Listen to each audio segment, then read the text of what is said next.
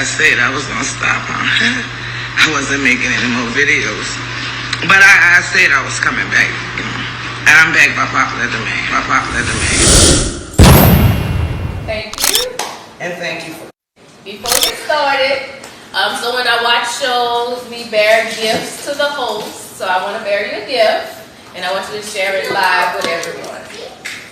Okay, thank you. Mike, you want his gift too, right? 1 minute. All right. So it's a bag full of gifts. And so read what it says. She's only a little extra. With some lashes. That would be me. Have to be. You know me, you know I'm burning them always. Candle.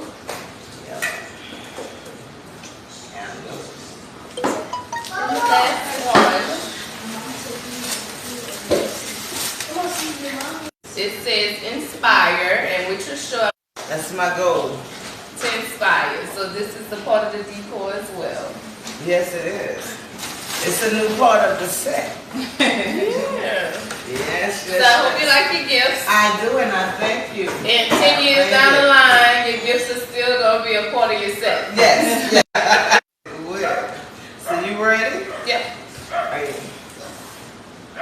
So this is how I'm going to do it. I'm going to be asking a question. So,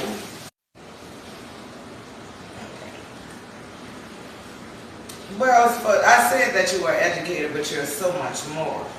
So I would like to explain your role as an educator in the public school system. So this is my 10th year of teaching. Part of the ABIT team, that's the academic and behavior team. I'm also a 504 coordinator. 504 is technical numbers for teachers and things like that. And I'm currently a kindergarten teacher. But I've taught pre-K, I also did extracurricular activities. So, as a black woman in education, how do you enhance the lives of your students and the class as well as them taking it out of the class? We're in a tricky part of being very professional. Everything has to be logistical. But kids need more than logistics and numbers. That's somebody that I can make a connection with. You can be yourself inside of this class. So as an educator, I want children to be able to be themselves in any type of environment. Do you find it difficult when you're dealing with different races? Well, when you start to know their backgrounds and start to get to know their personal stories, that's when you get to know that they've gone through the same things that we've gone through as black families. They just may put it as a facade different than others. But once you get to know them, then that's it. So do you find it easy to communicate with the students, with the mother, students that have both parents? Do you find it easy to communicate with a student that have both parents rather than a single parent home, whether it be woman or man? So the teacher, I'm communicating, refreshing to see men actually caring and actually being involved in their lives. Right. So you're going to see more action when you have a two-parent household, because the man going to make sure that it gets done. As a single-parent household, you have so much other things going on, it's too hard to focus on, which is unfortunately sometimes. And it flows over in the class. You can tell that it's starting at home, like it's a distraction. It's a distraction, but when you have a 5-year-old group, you have to be very compassionate. You have to be compassionate with their stories. It's more than just teaching at this point. And I believe that as a community, as a system, we have to get to the community part of it now. It's basically like explain the now versus when you were there as a student. And then sitting there, seeing how they educated and the difference now. And how. So when I was in, it was TT, she in the cafeteria. Your choir director, she in the classroom. You had more of a community in your school. Opposed to now, you have Miss Jan that comes from Wisconsin sometimes. Because when you have someone that's not connected to the community, it's just curriculum, teaching.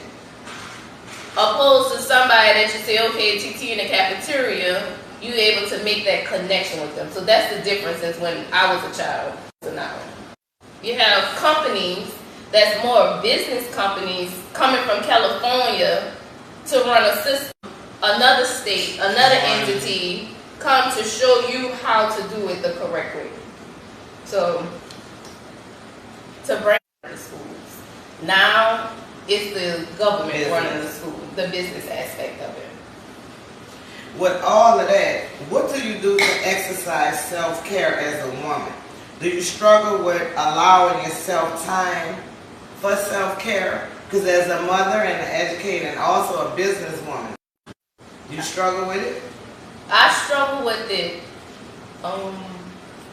More, I'm learning how to do in yoga classes, going to the gym, and week. It's just your day. Yes. Opposed to saying, all right, I gotta go to the gym. When that's gonna be, I don't know. I'll get to it. But now I have a set day, a set time frame that's only for me.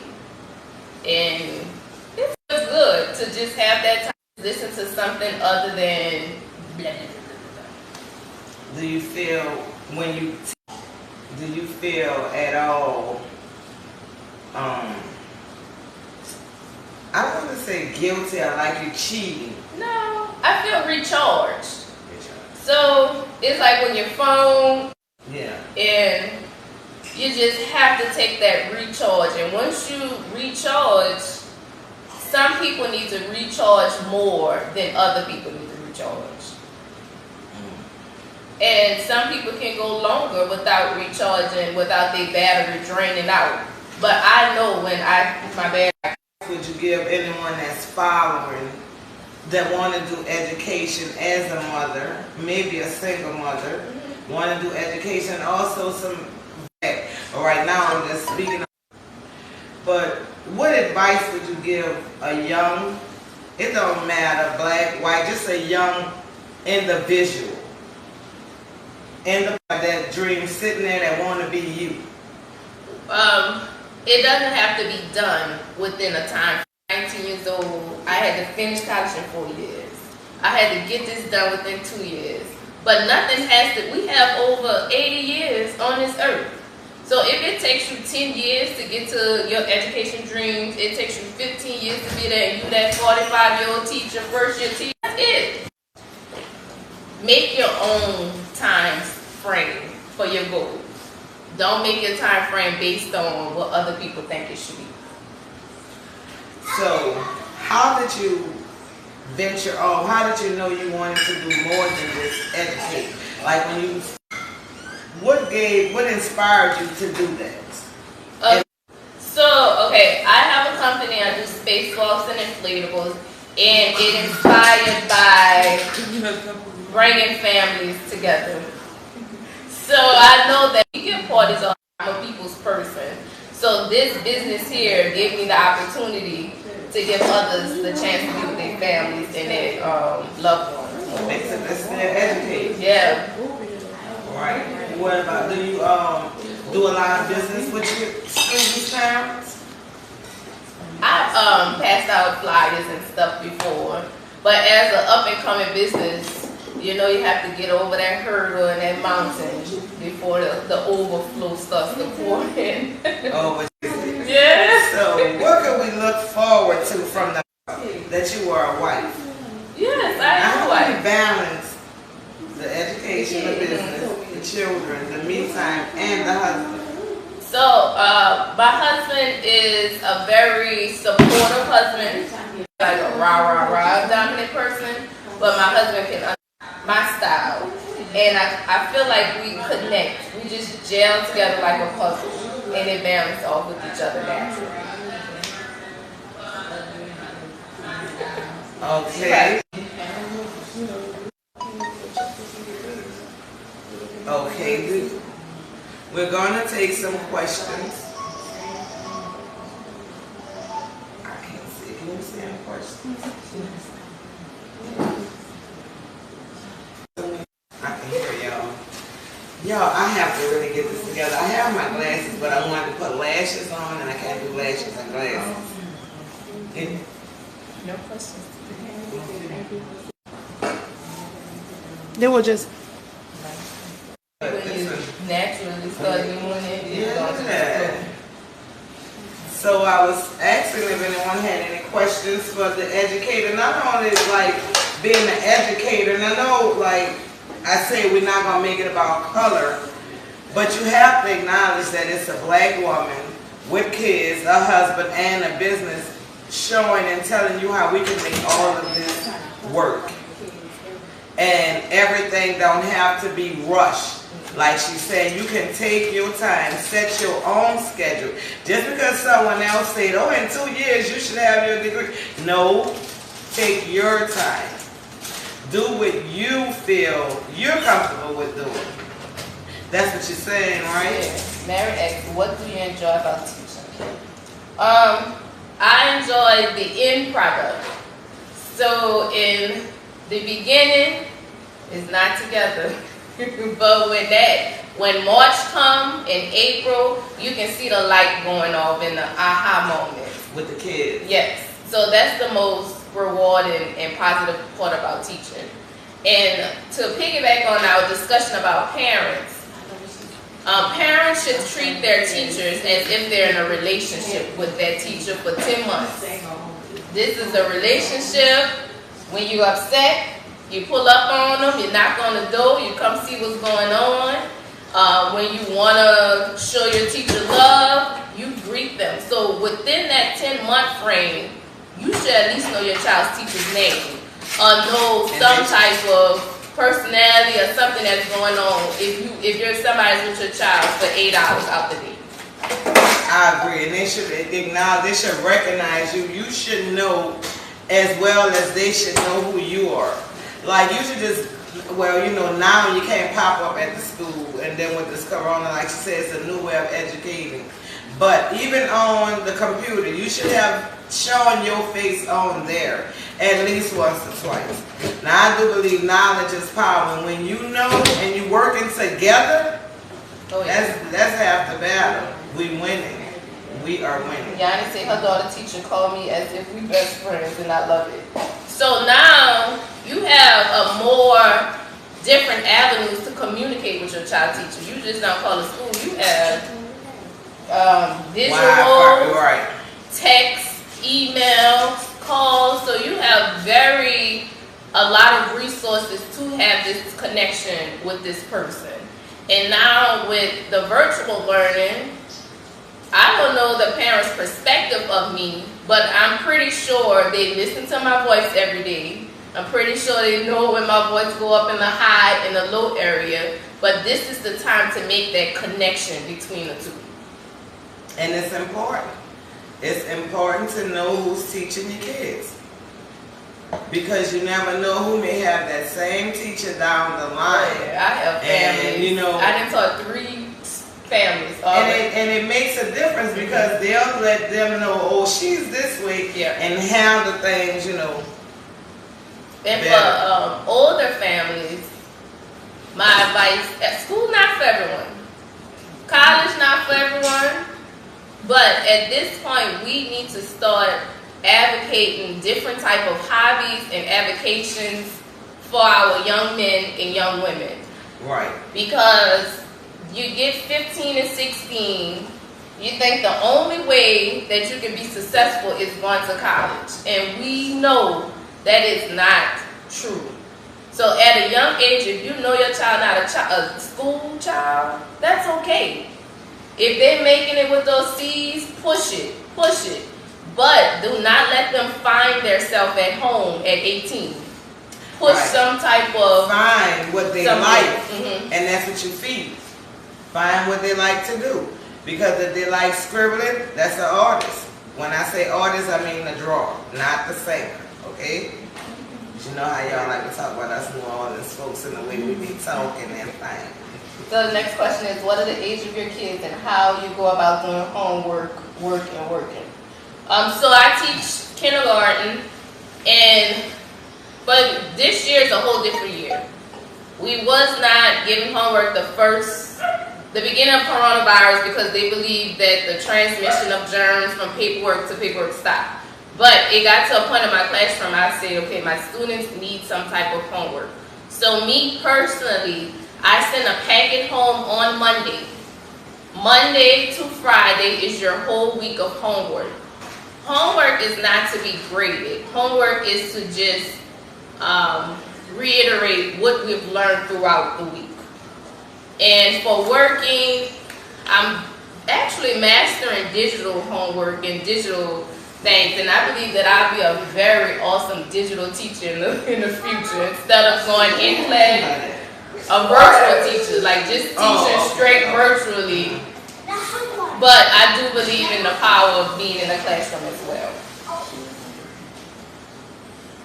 How do your daughter feel about sharing you with the other kids? How does she feel about it? So my daughter is very expressive. She's gonna tell you how she feel, and I think it just comes natural to her. That's my mom, and this is how she is. So I think she likes having her mom with her. Now we're at the same location, and I think we'll have a problem separating. Maybe I have a problem separating with her in middle school and stuff, but I think she's okay with it. Because you know, when I was in school and your mom was a teacher, that was the worst thing you wanted, to be at the same school where your mom was teaching. Oh, she got into a little altercation, not a physical altercation, because these kids, they don't get into real altercation. They have virtual arguments? Yeah. But she had told somebody, you know, my mom teaches here, right? She's one of those. Okay. Like, I'm going to pull my Joker card on you, and whatever I need to do to trump you over, that's what she do. But she likes me being there with them. And another thing, like, when you go into education, now I'm 53. It was rare to have, we may have had 1 or 2 black teachers and 1 woman. The more were black men teachers than they were women. And we need black men in the school. And now I see sisters just they're taking over bus driving, teaching, nursing. It's like just doing it. Yeah. Even with small businesses, I realized like black women like, you know what? I like incense, so I'm about to start selling incense. Right. That's true. Like I said, everybody have a boutique. Everyone is selling things. It's enough out here for everybody, but you have to work together. Like the pop-up shop, they good, but you can't just keep having the same people with the same, selling the same items. Give somebody else a chance to come out and sell their goods.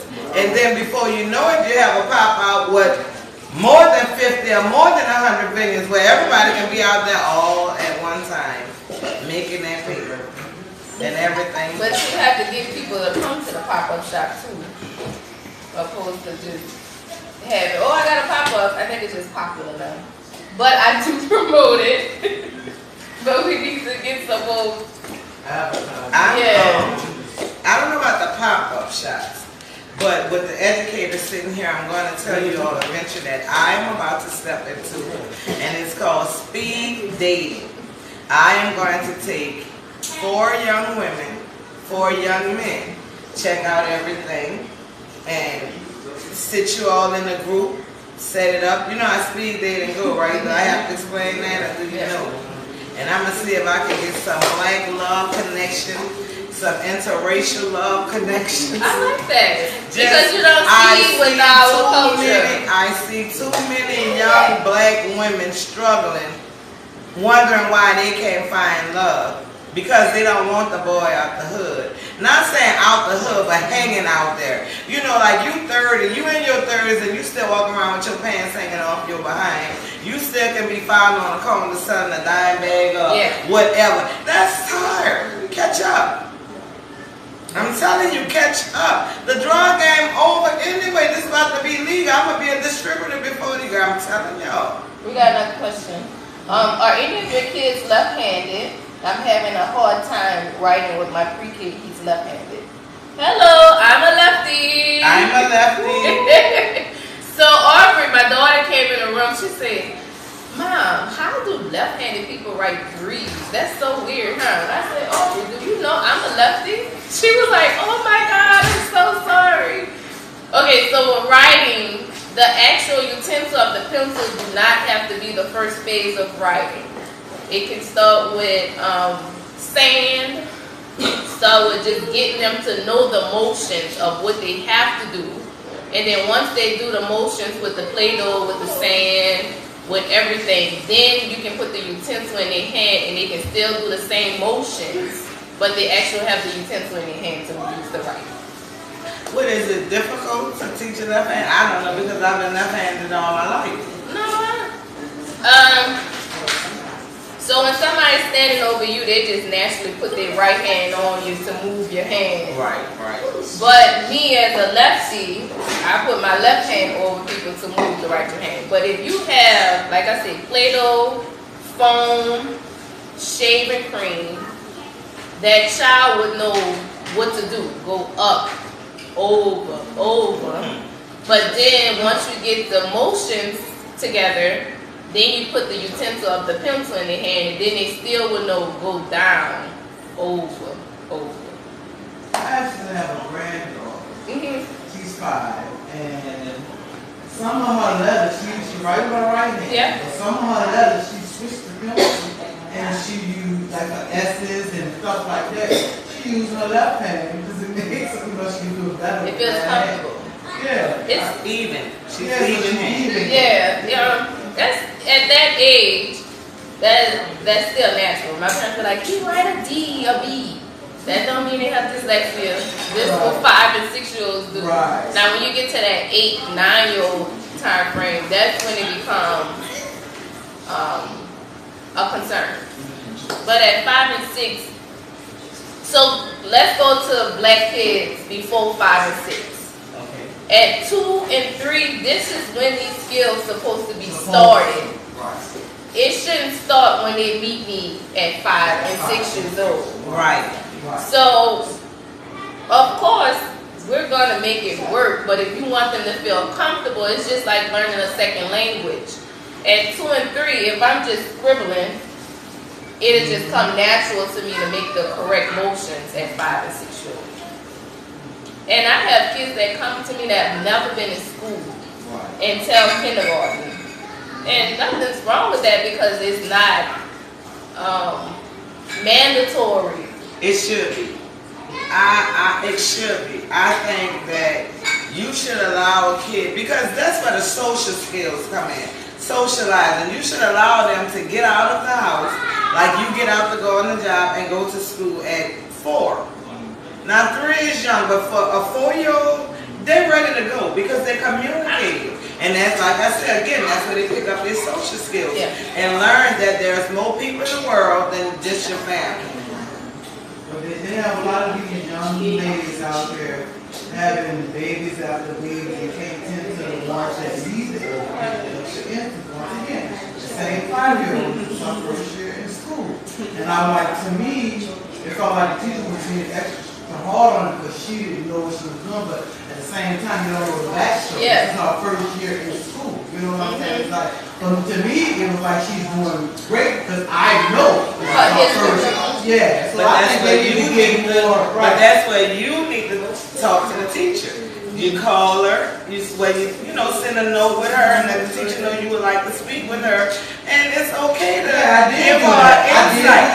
Right now, she'd be like, congrats, doing your best, Right. Now she knows, so now she gets those times and she feels good about what she's doing. Yeah. Right. And that goes with the teacher personality too. You're not going to get a sunflower and you're not going to get a sunflower and cookies type of teacher every year. And I think the diversity of a different type of teacher is good for a child. I've had a strict teacher. I've had a teacher that didn't have no rules, like throughout my 12-year span. And I think that the system is trying to produce robots. So So this is the way you're supposed to teach. This is the way you're supposed to talk. This is the way it's supposed to go. But I may have learned something from that free spirit teacher. Right. I may have learned structure from that teacher that didn't play. Right. And of course, you don't want to degrade a child, but I think structure is very, very important. It is. It is also important on a job because when you learn it in school, you carry that into your work ethic. That's where it starts. And that's what people, a lot of parents have to realize. It starts with the education. You can't keep fighting against the system. You have to work with the system. And it starts at... Oh, yeah. And one thing I always tell my students that do have difficulty with, and they're 5 years old. I think I'm too weak for 5-year-olds sometimes. I love 5-year-olds. But I say you have to learn self-control before somebody else controls you. And of course, they may not understand the depth of it now, but find a way to control yourself before you have somebody else telling you when to do this, when to do that, when to do this. And not even talking about an incarceration system, which that is one way to have somebody controlling you. But in a relationship, oh, my husband said I have to do this. Oh, my wife plans this for me. No. We have to give our kids the opportunity to make their own decisions because as adults, they're not going to be able to. Right. Because at one time a woman was taught to raise to be a wife. And some of them stuck. Some of these young women, they feel young, old, it don't matter. They just feel like I have a husband. Like some men, I have a wife. But what entails and what having this husband and what having a wife? What do that husband do for you? Yeah. Is it good for you? Is it good to you? What do this wife? And it all, believe it or not, it starts with your education as a child. It starts as a child. From that age, when you write them letters and it starts there. From 1 year old to 8 years old is the most critical aspect of your life because this is when you learn how to be yourself. And then you have it, like I said, 50 more years on this earth. But a lot of people let the decisions on the first 20 years of their life determine their future. Why? This is only just a percentage. Yeah. This is only just a percentage of your life. And you know what? A lot of people, what the problem is also acceptance. And worrying about how other people think and what they feel. You're just so caught up in what somebody else saying, so you don't even know what you're saying or what you feel.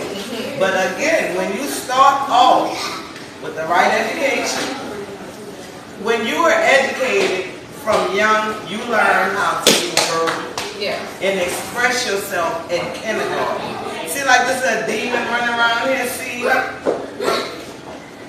he know exactly what he's doing. He know I'm trying to do this talk show. He know I don't want him around here.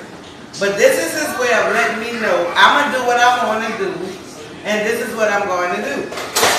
Don't care about...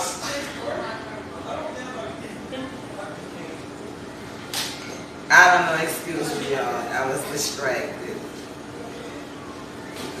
Like this is... Once again, Miss Nissie supporting live Saturdays at home. My studio is home, so sometimes I have turbulence. And I was really distracted just then. And it almost made me lose my train of thought. Other than I'm looking at two women and I'm thinking about how I just really want, I'm always saying women, because you cannot just sit there. What do you go to school to do? Learn. You go from one grade to the next. You're supposed to be expanded. You cannot lay down and get up and go to the store, make groceries, come home, cook, put the food on the table, feed the children, and feel like you living life. You just can't. I feel all young people should have a goal to do something. A job, a school, something. How can you teach your children And let me ask you as an educator, and I hope I'm not like putting you in a, but can you tell a difference when a child is in your class from a mama that's popping her behind in them streets than a mother that's working a regular job? You can't. Children are they can adapt to any environment. So you're never gonna know what's going on in a personal household until you make that extra step in what's going on. Because I always say it's dangerous. You trying to teach these kids, you trying to send yours out to school to learn, but they're going to school with children whose parents just don't care. They just want you to get out of the door, but at that time you have to be in school because they don't want to be bothered. Well, as an adult you can tell, but their peers can't tell, and that's who really. Oh wait, that's who really Dominique. It's my other grandson. My grandson is 7 years old. And he been having the issues. You know how sometimes when they're young people think it's just bad, it's bad, it's bad. No, it's other things that's going on. You know, she just not finding out now because I'm taking the time out to do what I need to do for him and whatever. But they called me and it was like the school called me and the teacher was like, well, what's going on in his back? You know, what's his background? You know, because one teacher was talking to another kid and she was yelling, but he automatically thought she was talking to him. And he took it in a nice little way, like he just shut down. And I think that teacher for noticing that. Yes. You know what I'm saying? I really thank her for that. Because now, you know, we're going through the process of, you know, fixing him and seeing what's really going on. And she cares. And see, that's what I mean. Like, you have children that want to learn, but how do you deal with the ones that don't? And don't care. It's like some of them have consequences when they get home, but they pretend they don't. Yeah, so how you deal with it? I can't control what somebody else's action is. I can only control mine. So the only thing I can do is continue to pour out everything I have. And like you said, it goes back to the childhood environment. I had a student, her dad had just came home. And she was just so excited. She said, my dad just came home. And I was like, well, where did he come home from? And she just smiled. And so I said, well, come tell me in my ear. And she whispered to me, she said, he just came home from jail and I'm so happy. And I was like, well, you know what, girl, that's something to be excited about. Let's be excited about that coming home. You don't have to be ashamed of that. You don't have to keep it a secret of if it is. So if you're excited about that, let's talk about it. You feel comfortable enough to tell me. And this was a 6-year-old. But in the future, children know the difference in their households too. So I'm going to use another example of a dad just coming home from jail. One of my students, he started biting. What's going on? He said, well, my dad gets to stay home and I want to stay home with him because I don't know when he's going to leave again. So at that early age, the warmth of just having a parent home, the warmth of just wanting to be here, they're going to do anything because no matter how much I'm in their life, their mom and their dad is still the primary lover. Their mom and their dad is still the primary caregiver. Right. And that's how I feel as a grandparent. It don't matter what I do. I'm not the parent. I can only do so much. But I can tell you this. You know the difference in the kids I raised, I said Aquarius and Cariel. Not saying they better, but their mannerism is different from those other kids anyway. Because like me being around my grandparents more, I have a old school right. That's where I was going because they were more around us, sitting around, you know. Going to the park, doing whatever. Where these kids now, you ask them to go to the park and they want to know why. It's nothing, and besides, it's nothing for them to do. They really don't have any activities at the parks or anything at the gym, and which is sad because they don't even have them in the schools like they used to have. And they don't promote I tell you, every year February, I look forward to hearing you with Black Child. You know, the last time I heard that, well, I heard a little attempt of it, Jaquarius and them handled that play over there by Mount Olive. They did all right with it. But it wasn't, it was nice. Every play, I went to the church, it was nice. I wanted to say that because I said all right with it. And I don't mean all right, I mean it was nice. But the children don't have that passion anymore. And it's like, what do you do as a parent? You can't make them want this. Now it's a transition of power. This is a moderate group of kids. They have access to everything at the tip of their fingers. So the type of entertainment that I had in 1993 is different from a child in 2023. So, going to church, sitting there for 4 hours, finding that as the entertainment, this is where the community has to evolve into what the kids want and what the kids need as well. And I so can't wait for this corona to go over past, because I'm telling you, we're going to make some major moves in Harvard. And I'm not talking about once a year annual Harvard thing. I'm talking about what these kids, and I'm going to commit myself also to it. Just going back to the park and finding something to do. Okay, if they don't have the balls, but maybe we can get together and do something to get the balls. And you see, I'm willing to work with people. It don't matter how you feel personally about me. Get over it. It's about the kids. We need to get together and get the kids together. Because I'm telling y'all, when you go to Marrero and you get to Mag Gym, you can't tell the difference in who kids playing and who kids not. Some people are united. I fall off and then they think I'm a part of Marrero. I'm Harvard. You know what I'm saying? But when you're in certain parks, they divided. You go to Oakdale. The people, they together. We need to be united. We need for our kids to be able to go to the gym and go upstairs and get on the computer and somebody up there that can help them with their homework before they go in the field to start. Whether it be me or whoever, it don't matter, but we got to come together to do this. That's what they're doing in other places, and it's working. And it's more than just the church. I think in the ML, it's the community. It's not just the church. Okay, this is what we do, blah, blah, blah, blah. We have to get together as a whole. All right, you want to answer the next one? Okay, let me say this. But the churches have to know their place. The churches have to transition. The church have to transition and get on it. You have these young preachers running around trying to please. No, don't try to please the elders, because the elders going by the way they were taught and what they know.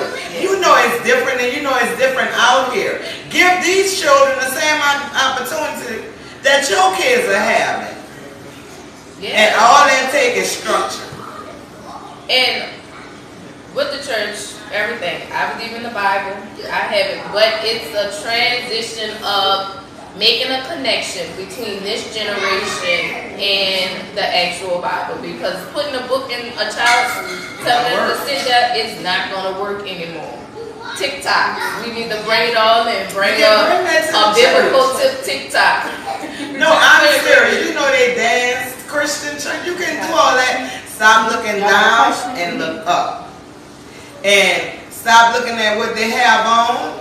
If they come with the little shorts you don't like, just buy them an outfit. Oh, girl, I saw something for you. You know, you don't have to make them feel like you look womanish or something. I'm telling you, we have to get together and you have to stop sitting around judging. Give me the question. It's for me. How is it that when two kids in the same household have different grades, one has A's, one has B's, is a girl, and the other has D's and F's, is a boy, different grade levels? What's wrong with this picture? Okay. The household, this is, you want to see who's from? Yeah. It's from Alita. Hi, Ms. Manshak. We're getting your question answered right now. Alright. It doesn't matter the household because two brains are completely different. If some children can just naturally suck up information like a sponge, and some children you have to run on a treadmill to get the information in there. So as a parent, it's naturally to come with Joe, but with Leah, it takes more work. And we don't have to get tutors just for children that's failing. We can get tutors for children that's just struggling too. So just because they're in the same household, it doesn't mean that they're naturally just going to pick up on the information. And then the girls making good grades, but the boys not. They're learning different, Yeah. so you have to teach them different, which is what you were saying, Michelle. It's just a difference in teaching. And with the boys, they need a different type of motivation. We know that men physically needs to see and feel pain. So you can't just put some stuff in front of boys and just say, okay, get it, bam, boom. Boys, they have to feel love, they have to feel motivated, they have to feel like it's okay to fail. Right. So if they feel like, okay, I failed and I don't get it, I'm not even going to try at all. But if we put at a young age, it's okay to fail, it's okay to be wrong, it's okay to struggle, then that's when you teach them how to come out the failure, how to not struggle. And accept it. I got a D, but what do I have to do to get a C? What do I have to do to get a B? Right. And that's what I did with my 7-year-old grandson. My grandson, because he was more like, I'll give him a problem or whatever, spelling words and all that stuff outside of the school. To make sure he goes, because he always come home and he don't ever have no homework. So I'm like, oh, I'm about to give you some homework. Yeah. So it was like, so when he got his first report card, he had D and C, you know. So it was like, okay, we're gonna work on this. I said, this is why my mom worked you so hard. Yeah. You know what I'm saying? I said, so you can do better and you know, get a good job, you know all that, So okay, so when we got his report card this time, he brought his grades up. Yeah. But you know, it's because of the extra stuff I gave him. And then I was like, oh, I gave him this $2 and stuff. I said, this is your report card. I said, good. I said, see, you brought your grades up. Yeah. I was like, oh, I did. I'm like, yeah, good job. It's more of a marathon instead of a sprint. Right. And I was like, this is why I'm gonna work this so hard, so that you can know this time. Yeah, it's just He something you gotta appreciated it. So constantly. it made me feel like, thank you, Mama. I said this week. My girls, they like letters, they like to read, but the boys, they like numbers and they like math problems. And I say, I don't know what's gonna happen to have y'all to merge in, but the boys, y'all have to learn these sounds, and the girls, y'all have to get comfortable with doing these simple computations. So I don't know if that's natural, if boys just like math more, not data savvy. But yeah. But they normally are better at math or science. Why? They just have a more passion for it. Because numbers are literal. Men are literal. Red is red. That's another subject. But that's for another subject. That's for another This is show. red. Not something for another show. And when a girl sees red, she sees love and she sees passion. It's deeper than this. So that's the difference between numbers and alphabets. Reading, you get deep. Numbers, it is what it is. I remember my brother. And he's normally tuning in. I forgot to call him, but anyway, Alice was about 3, and we would go over there, and she'd be reading her little book, you know. So it was like, oh, you know, Alice is reading, and Alice is reading, you know. And one day I told him, I said, yeah, she reading all right. She memorized the book, and he was like, I know that, you know. And I was like, okay, well, stop telling these children Alice is reading at 3 like something wrong with them. But you know, I'm saying that making jokes. You have to realize that is how they learn. You take that same book over and over, but they're not in books these days. They're on the phone. But if a 1-year-old can grab your cell phone and find what he want to look at, and actually get into that site. You know what they capable of doing. These children are very knowledgeable and they are very smart, but they lazier than, I don't know, this generation. They gotta be pushed more, and we need more positivity in our communities. I'm telling you. This is off subject, and I feel like our community don't put as much emphasis on education, but we have a very high influx of the Hispanic community coming in, and they are putting every piece of pressure what they need in education. So if we don't, at one point the Hispanic community may lead the race. They trying. Just by trying to do more reading, to do more, to please more, to think. But that's what I was about to say. But they try to get more pleasing. We're actually pleasure from our culture. They really want to take it all in. Where these children have it and it's not interested. Yeah. Because I had them. I don't mean them. I've had Oriental neighbors over here, Hispanic, and I'm to black. But the Hispanic girl, she knew the difference, and to ask me and my mother. Now she didn't know whether or not Barbara was my mom, but she knew we talked every day. So she would wait until I came inside, and she would go over there and knock and ask her certain things. And so I would ask my mom, and I'm like, how do you know her? Whatever. And she said, well, she asked me. And I think about it. So maybe I'm not approachable. You know, maybe I'm stern, you know, she's looking at me. And I am, you know, and I was looking at her like, you live over there, and I live over here.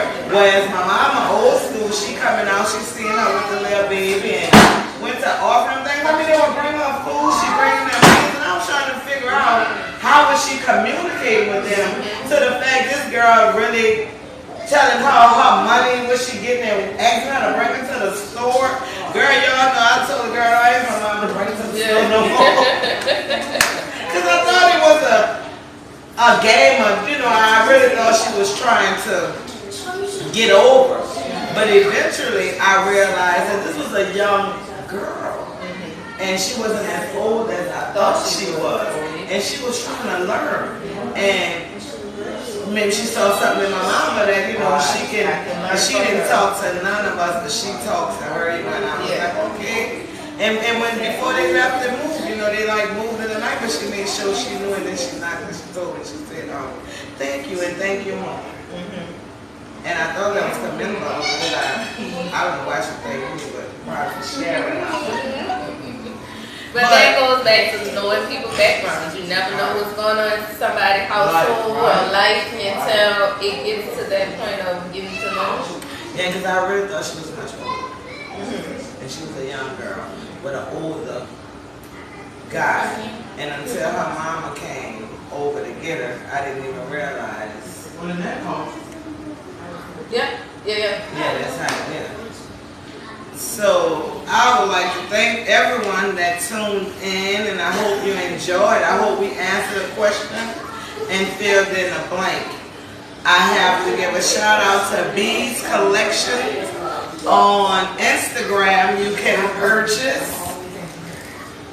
I'm wearing Bees Collections, which you can purchase on Instagram at Bees Collection for $20. If you use MNSS, and you can purchase this for $20 from Bees Beautiful Collection Instagram. That's Brittany Jenkins. Also,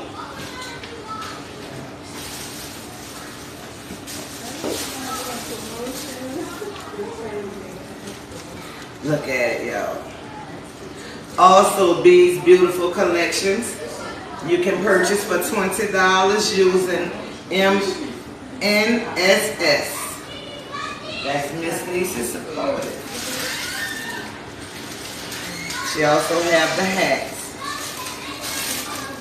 Again, check out Bees Beautiful Collections Instagram.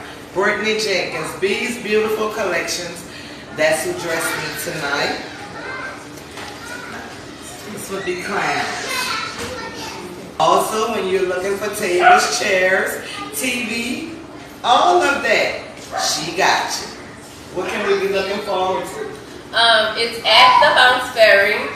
I have inflatable movie screens, space walks, combos, tables, chairs, linen, anything you need for your party essentials, I am there. And I'm happy to say this out loud. I am actually working on a book. It's a teacher inspiration book, and I am very happy and excited to put this out in the future. Congratulations, and you heard it first from Ms. Nissie. Supportive Saturdays, we have to have Miss Educator back when she have the book release. Let's do it. Signing right here, Ms. Nissie Supportive Saturday. We're going to take it on the road, y'all. Good night, and thank you for tuning in. Smooches. Children first.